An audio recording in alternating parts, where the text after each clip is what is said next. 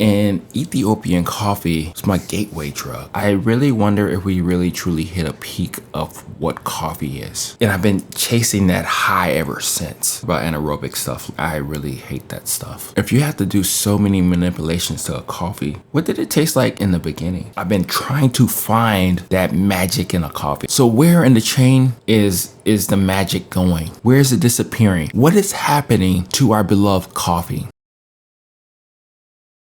We live right now. Change it up like that. We live right now. What are we going to talk about today? We're going to talk about the good old Ethiopian coffee. I am drinking the last bit of Brazilian. This is the fruity Brazilian.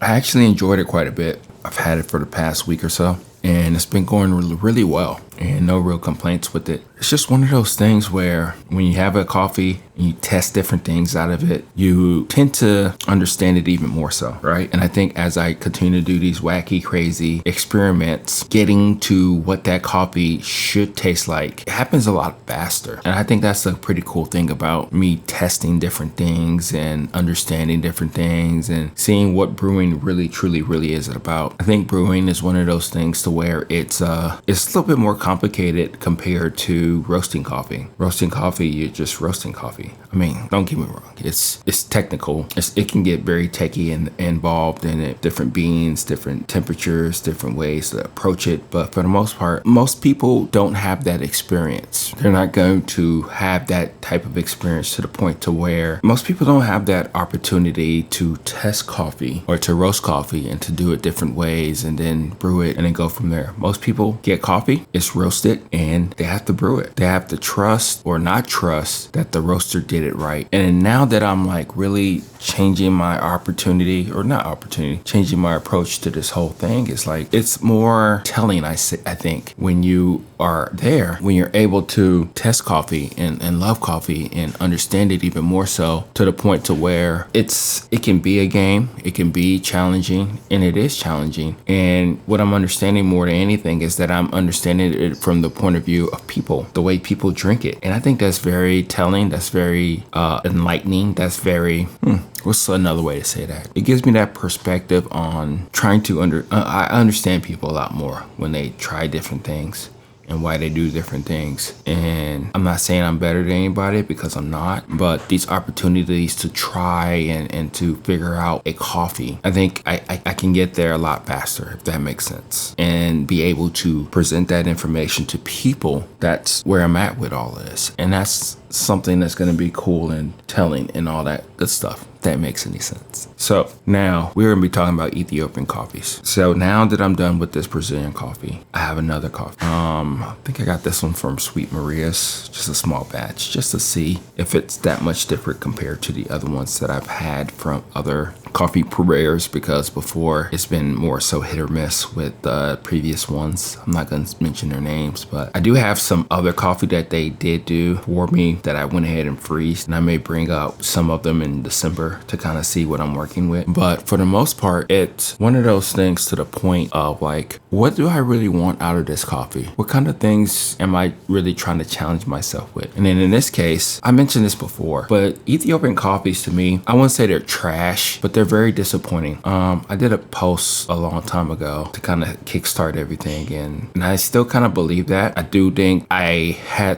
it was kind of foggy, muddy a little bit. Reason why I'm saying that is because I was using my grinder, my baratza, and now that I'm using this hand grinder, it is making the coffees a lot more presentable. Even though I'm doing different techniques and tricks and all that stuff, talking to ChatGPT, getting ideas from different people on YouTube and all that stuff about brewing coffee. But the biggest thing right now is that I still feel more so the same about the state of coffee. The coffees are not as exciting as they were before, and I'm trying to see if I'm trying to see if I am being more so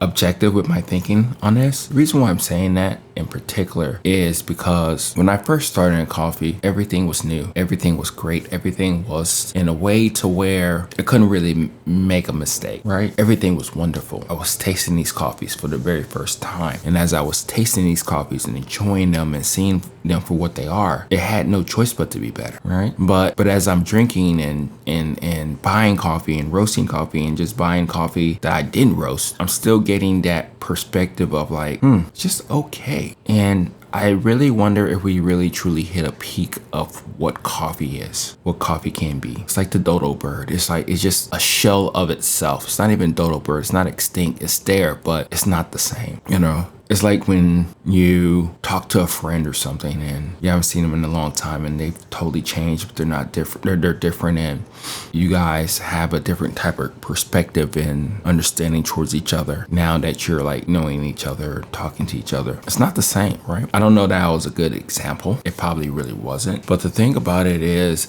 that it's not good.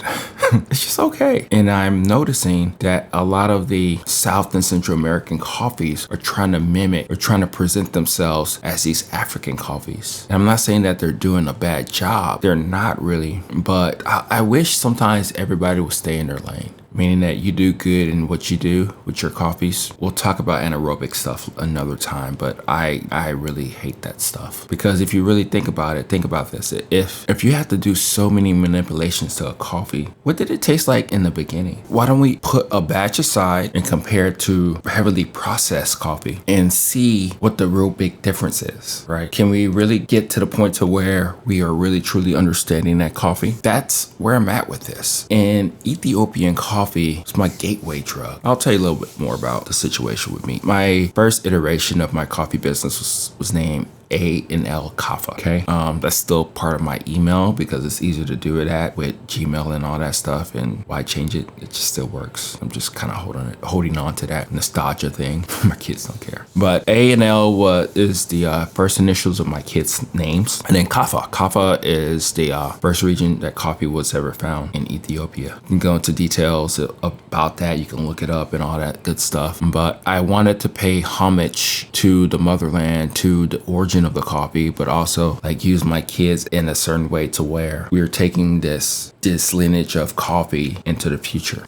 So that's the name of mine. And it came from Ethiopian coffee. I love coffee. I've loved coffee for a while now, right? But something about that Ethiopian coffee, especially from the very beginning, extremely magical. I mean, you can get like lemony type of taste from a coffee and it wasn't offensive, even though it was one notey, but it was still magical. Then it had different ones, and then you go to Kenya, Rwanda, Tanzania, you know, all these different places that had these like fruit bombs that just exploded in your mouth. Most of them were washed too, which you understand if you get an amazing fruit bomb from a coffee that's washed, it's pretty good. You get them from naturals all day long. I think this one is a natural. I can't remember. It's Ethiopian that I'm about to partake in to enjoy, to see if I can figure it out. So for the longest, Ethiopian coffees were my jam or my thing, and then they were things to wear to the point to where I base my identity around this type of coffee. Kenyan was there too. I had a really badass Kenyan. It was kind of weird though. Somebody thought I remember it got to the point because I got a big bag and I didn't really sell a lot of it and I was tired of drinking it. It was a Kenyan. It was a natural processed coffee. It looked like it was like a wet process. It smelled like Starburst. It tasted like Starburst. It really did taste the same, but somebody thought that coffee was just messed up. It was truly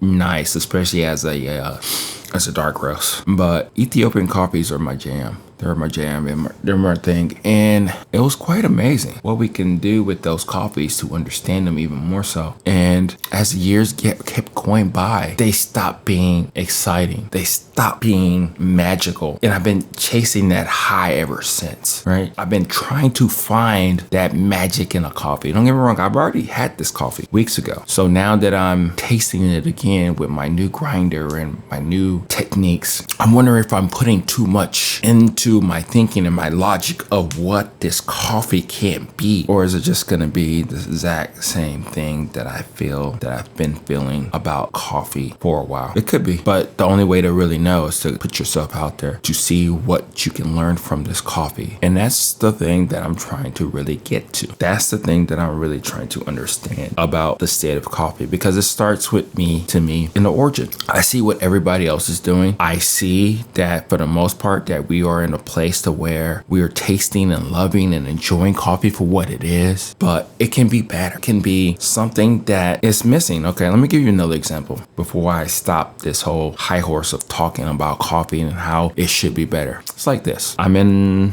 a construction site, right? And I have this engineer. This engineer has designed this particular water line, or this, I'm dating myself now, this water channel, right? This channel. And they put all the specs, they've gone through the geotechnical aspects of what it should be out there. And everything's perfect and it's great, right? And the thing about it is that now we have a contractor. The contractor is skilled. They've done many jobs for this particular, this person or this company or this business or this governmental agency. And they get the plans and they do the work. And then the work is completed. It's inspected, it's warranted, and all that good stuff is turned back to the client. And then after a couple of years, it starts to erode. Different hurricanes come through, starts to flood. It's really fucked up. And now the client is wondering, what happened here? We've done all the work that we could in order to make sure that this thing didn't fail like this. And we wonder if it's the engineer. We wonder if it's the contractor not following the plans all the way. We wonder if there's any back-ended side deals or something like that made this not work. Or it could just be natural disasters, nature just taking over, just doing whatever the hell it wants to. But then we go on to the next job, we kind of change things, lessons learned and all that stuff, right? But I guess what I'm getting at with this story is that has that happened with coffee? We have so many different people in the pipeline. We have the producer who's producing these coffees, who's probably following this European way, an American way of producing this coffee. Probably this producer is not really listening to the climate, to the temperatures, to how things are changing, but they're listening to this person who's going to pay them about 50 or 60 cents more.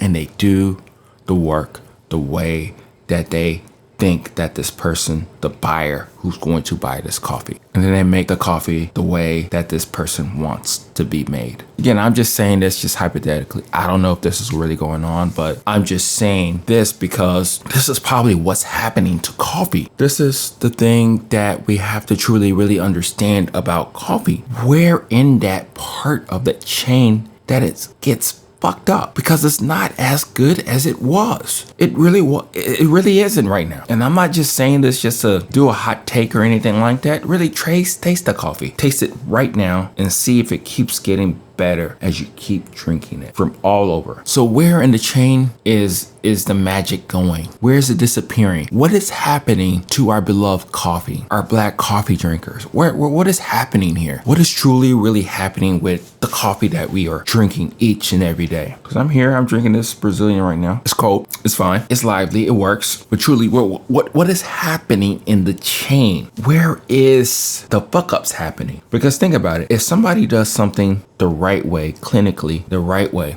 and then they give it off to another chain, what's the next thing that happens? Are they following protocol? Are they understanding what they're doing? Are they just using a checklist in order to truly, really just be done with the process? That's where we're at with all this. That's what I am thinking or sensing, or I don't know really, because at the end of the day, it's not as good as it was.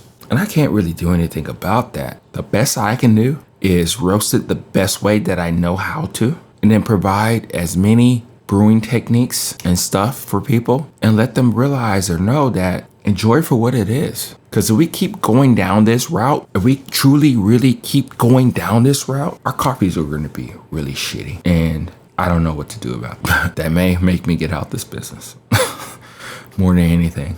The product isn't as good, or at least stays constant to where it is right now. That's probably the only thing that will probably get me out this business. Because at the end of the day, you want to present a product to where it's for the people. It's where they're enjoying it. Because they drink it every fucking day. Every day. So let's help people out. Let's see how we can do what we can do. And all I can do and say for the most part is like, hey, this is what I'm tasting. It's not as lively as it should be. And I'm not here to really tell you what to do. I'm just letting you know from my side of the chain of what I'm tasting in the end product. Because truly all I can do is roast it from you and then brew it from you. Those are the only things I can really change. But if it comes in the way that it comes in, then I can give you the information, the input of what I'm actually seeing and tasting. So what does that really mean for this week? I don't know. I truly, really don't know. We're going to see. We're going to see what we can really get out of this coffee. We're going to see and test ourselves and challenge ourselves to see if, for the most part, if we don't have to like jump through hoops of making something like this truly, really magical. Because that'd be kind of cool to just have a basic recipe and you brew it and it's magical. That's really what I want, but we'll see. We'll see if that happens. So that's what I got for you for today. There's a lot of pressure on this particular Ethiopian. I may have to do that. I may have to get a couple different African coffees to kind of just see if the magic is still there. I may have to do that anyway.